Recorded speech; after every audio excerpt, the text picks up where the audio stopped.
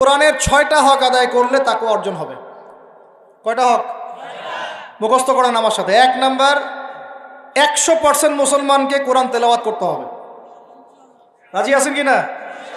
তেলাওয়াত না পারলে শিখতে হবে। তেলাওয়াত না পারলে এটা নিজের উপর ফরজ মনে করে শিখতে হবে। নফল মনে করে শিখবেন না, ফরজ মনে করে শিখবেন। 2 নাম্বার, কোরআনের অর্থ জানতে হবে। কি করতে হবে? 3 নাম্বার, কোরআনের সমস্ত আদেশ মানতে হবে। কি করতে হবে?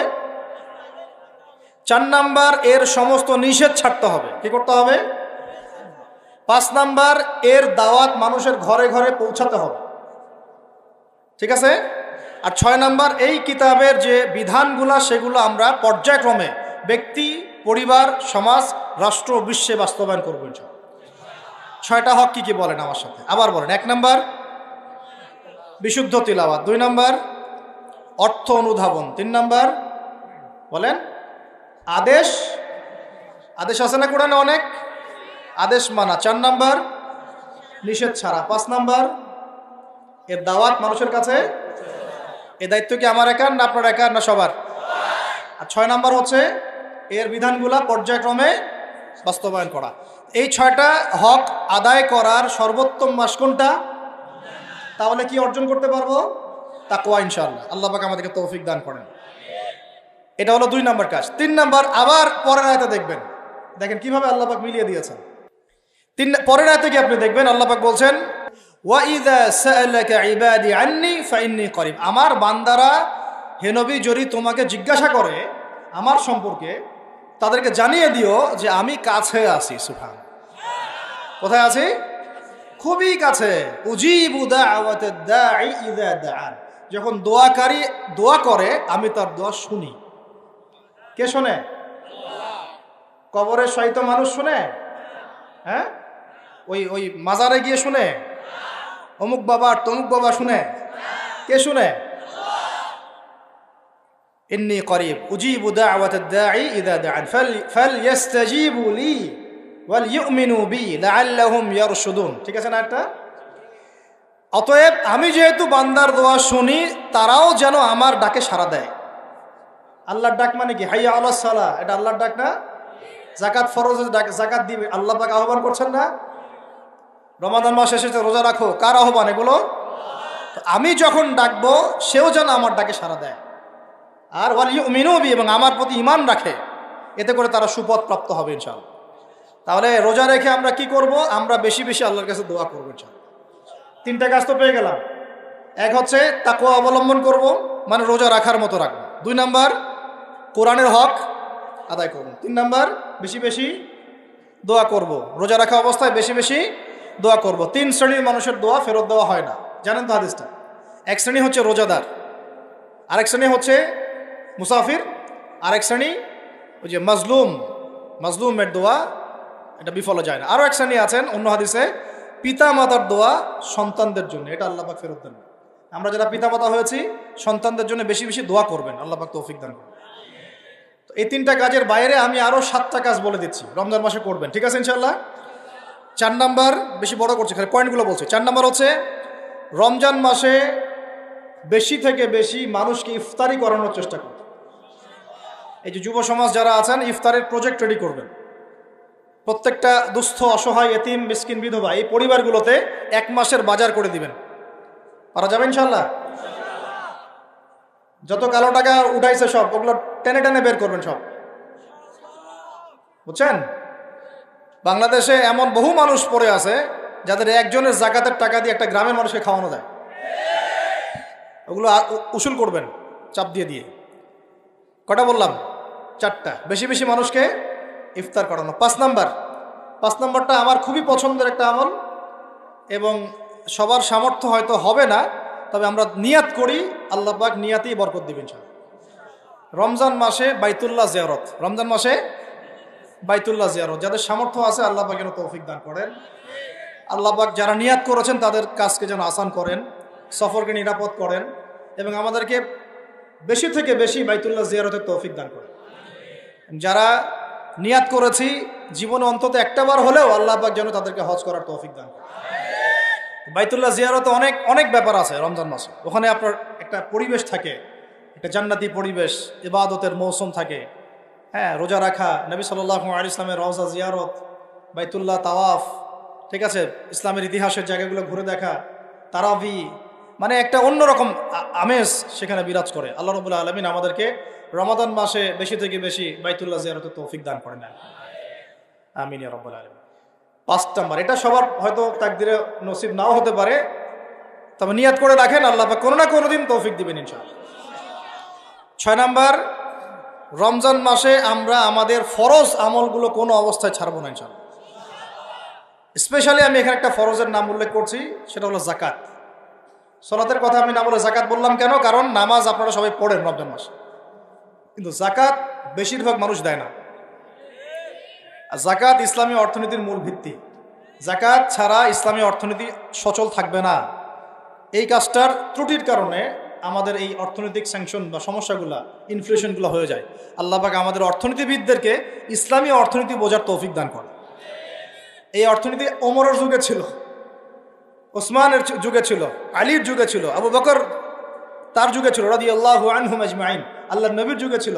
তখন গরিব মানুষ এইভাবে ছেচেও একটা খুঁজে পাওয়া যাইতো না, একটা গরিব মানুষ। আর এখন কি অবস্থা তো দেখতেই পারতেছেন। আল্লাহ রাব্বুল আলামিন আমাদের সবাইকে রমাদান মাসে যাকাতগুলো দেওয়ার তৌফিক দান করেন। 7 নাম্বার হচ্ছে রমাদান মাসে এমনিতেই বেশি থেকে বেশি নফল দান সদকা করবেন ইনশাআল্লাহ। আল্লাহ পাক বেশি বেশি নফল দান সদকা করার তৌফিক দান করেন। 8 নাম্বার, রমাদান মাসে ফরজের সাথে সুন্নত আর নফলে অনেক বেশি পাবন হওয়ার চেষ্টা করবেন। খাস করে রমাদান মাসে কিয়ামুল লাইল এবং তারাবির কোনোভাবে যেন ছুটে না যায়। অনেকে মনে করে যে তারাবি পড়লে রাত্রে আবার ওঠা যাবে কি যাবে না, যাবে। তারাবির নামাজ আপনি প্রথম রাত্রে পড়লে শেষ রাত্রে আবার নামাজ পড়তে পারবেন ইনশাআল্লাহ, কোনো সমস্যা নেই, বরং ওটা আরও ভালো। ওই সময় আল্লাহ রাব্বুল আলামিন আহ্বান করতে থাকেন, কে আছো চাইবা আমার কাছে আমি দিব, কে আছো আমাকে ডাকবা আমি ডাকে সাড়া দিব, কে আছো আমার কাছে ইস্তেগফার করবো আমি ক্ষমা করব। প্রথম রাত্রেও তারাবি পড়বেন ইনশাআল্লাহ, শেষ রাত্রেও চেষ্টা করবেন অন্তত 2-4 রাকাত হলেও নামাজ পড়া। আল্লাহ পাক তৌফিক দান। তো তারাবি নিয়ে অনেক কথা এখানে শোনা যাবে ডানে বামে। আর আমাদের তো ইস্যু পাগল জাতি, মাশাআল্লাহ। আমরা কি পাগল জাতি? ইস্যু পাগল। ওই ফিলিস্তিন ইস্যু এখন নাই, শেষ। তারপরে যে ট্রান্সজেন্ডার গন কেস শেষ। তারপরে শরীফা ঠান্ডা, শিক্ষানীতি ঠান্ডা। এখন ওই যে অনলাইনে ঢুকলেই দেখতেছেন ওই চলতেছে আর কি। হ্যাঁ, 8 টাকা 20 টাকাতে আসবে সামনে, এখনো লঞ্চ করেনি ওরা। কিছু শোনেন, এগুলো বাস্তব অভিজ্ঞতার আলোকে বলছি। কিছু মানুষকে আমাদের সমাজে ছেড়ে দেওয়া হয়েছে যাতে এরা মুসলমানদেরকে আপোষের গন্ডগোলের মধ্যে ব্যস্ত রাখে।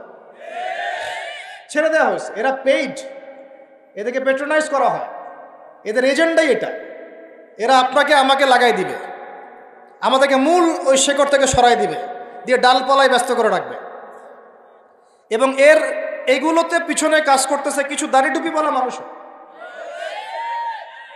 টুপিওয়ালা মানুষেরও এভাবে ওদেরকে কিনে ফেলা হয়েছে যে তোমাদের কাজই হচ্ছে মুসলমানদের মাঝখানে খালি লাগাই দিবা।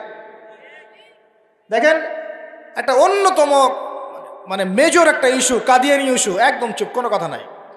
একটা মেজর একটা ইস্যু হচ্ছে ইসাই মুসলিম ইস্যু, সারা বাংলাদেশে ইসাই মুসলিম বানাচ্ছে মানুষকে, একদম চুপ, কোনো কথা নাই। একটা মেজর একটা ইস্যু ফিলিস্তিন ইস্যু, একেবারে মুখে কুলুপ, কোনো কথা নাই।